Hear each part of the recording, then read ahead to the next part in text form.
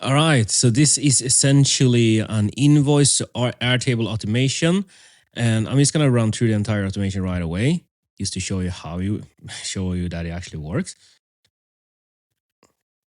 And as you can see, it has now uploaded the invoice over here. There are two different cases. Number one is the first case I showed you in terms of getting the invoice from Gmail to Airtable.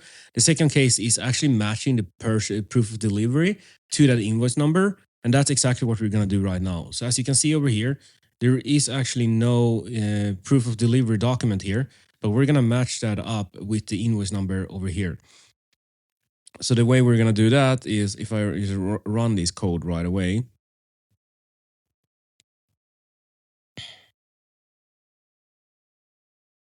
and there we go. Now everything's done, and it might take a second until, but there you go. So here is the proof of delivery. There is the invoice number we matched it by, while here is the invoice as well uploaded in Airtable. Let's build this entire thing out. And first of all, we need on message received, a Gmail node. You select the email, whichever email you want to work with, and then add a filter. Or is it simplify, download attachment? So you need to turn off simplify and then select download attachments. And then we can probably just run that. And then as you can see, we got an attachment. But the problem is that it says _0 and attachment. And most of the nodes usually normally says data when you want to like manipulate or use the data somehow. So all I'm doing with this code over here is simply changing the name from attachment 0 to data, as you can see over here. And this code will be available here. As you can see, change binary file name to data. Once you've done that, we're going to go over to an if statement. And I've also saved this one here. This is just simply to check if the invoice include the return bill. This is actually supposed to be. There we go. We're going to set that true. And once we've done that, we're going to then go to extract from file. And we're just going to do move file to B64 binary. And as you can see over here, it actually says data over here. So if we didn't really make that transformation, we will have to like write under attachment _0 in that case. And then the next thing we do is also the fact that we need to take the true branch and add a Mistral AI. It's gonna move this down here, and you're gonna see how to connect the Mistral AI right now. How to get your Mistral API key. So I'm just gonna assume that you're logged into your account right now, and all you really need to do is just go to API keys. Once you're at API keys, create new key, name it whatever you want to name it. Expiration, if you want to fix that, create new key, copy the key, then go back to n8n, Mistral AI, extract text, create new credential, paste it in here, save, connection successfully, done. That's how you do it. Perfect. So now when you connect it to Mistral AI, we can move forward here. So all we really need to do is just add another code node. And this code node is mostly to just extract the, where's it called? The invoice number. So, and then we need a merge. So we're just going to add a merge node, and we're just going to change that to combine all possible combinations. And then after that, we're going to do Airtable. Here's how to get your Airtable access token inside of Airtable. So the first thing we're going to do is, hopefully you're in the homepage of the Airtable right now. Then we're going to click on Builder Hub. Drive myself. Once you're in Builder Hub, you're going to go to Personal Access Token. You're going to click there. And once you're there, you're going to go create token, and you can call it whatever you want. I might call mine demo. And then you add the scope. So let's say we want to be able to read, write, and comment, read as well. The next thing you got to do is add the base you want to essentially be able to control. And you can, of course, add all the bases right away, or you can add them one by one. But let's say we add a sales education. Then create that token. I copy that token. Then I go to n8n. I search for Airtable. It doesn't really matter what you pick over there. And we're just going to go create new credentials. And you just need to paste it over there. And then you're done. Connection tested successfully. And that's really it. Create a record. We're going to then select the record we want to essentially update it in. And then, if I remember right, I just call it table. Yeah. Once I have all of that, we can probably just run this right now since we essentially built the entire path. And now all we really need to do is map out all of these things. So essentially find the email, wherever that is. There you go. Sender email name, that is the subject. I think in my case, the subject is actually empty. And then file name. I think for file attachment, we can't do anything, and POD, we can't do anything at all. For file name, I'm just gonna look up here how I did that because I did something like that, and I'm gonna share this as well with you all so that you have access to. Okay, so it's saying that we don't have access to it, but it's because it's actually if2. So if I do something like that, it's gonna work. Once that is done, we're just gonna go ahead. I'm just gonna check if I touch anything else. Nope. Cool. And then we're just gonna execute that step. And there you go. We just created. Here it is. And then we're just gonna go HTTP request. I'm just gonna put this down here. And we're just gonna do post curl. For doing that, we're just gonna use this URL over here.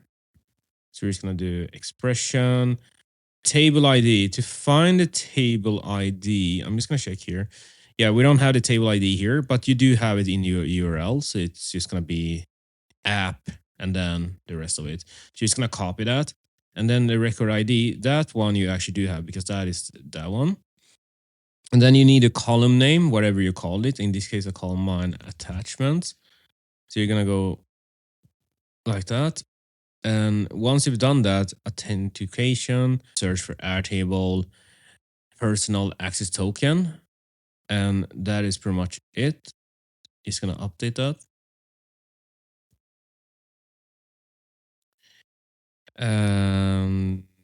Oh yeah, you need to actually add these as well, actually. So we're gonna do send body, and then we're gonna use JSON below. We're gonna add these here, and since these are kind of different from what we have, we're gonna have to do extract from file 2. It's not really that, but if we go if to application here, let's do that. All right, there we go. Okay, so that's a binary data actually. So, all right. And I'm also gonna share this over here. You might have to change this the same way I did because if the name is not correct, it's not really gonna work. So that's something just to be, yeah, make sure that the name is right. But yeah, and then we're just gonna send it over. I just yeah, and there you go. The invoice is now uploaded. I just want to make sure that you at least understood what I did here because I did the same thing here that this is like the if2 and then the mime type. like before, and then the file with the binary, which is gonna be extract from file 2, which is over. It's actually over here. So if you can see that if I drag that, you actually get the same results. So I could have just moved that over here and just add it in there. That will have yielded the exact same result. And then you had the file name, and that was if the file name. The reason for why you do it in that case is because if you drag this over, you don't really get that, and you don't see those results. So you have to kind of do it this way manually, which kind of sucks. But yeah. But anyway, that's the entire way of in terms of getting an invoice and then uploading it to Airtable, and then yeah, saving there.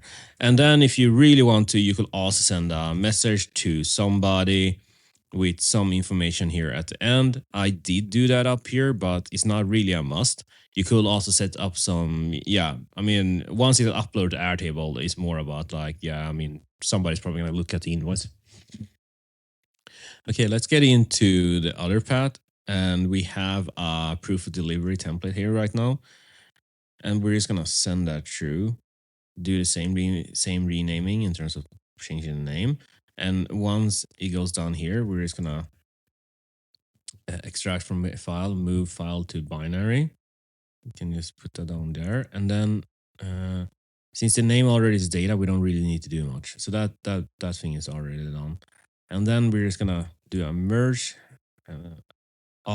combine all possible combinations, and that's that pretty much.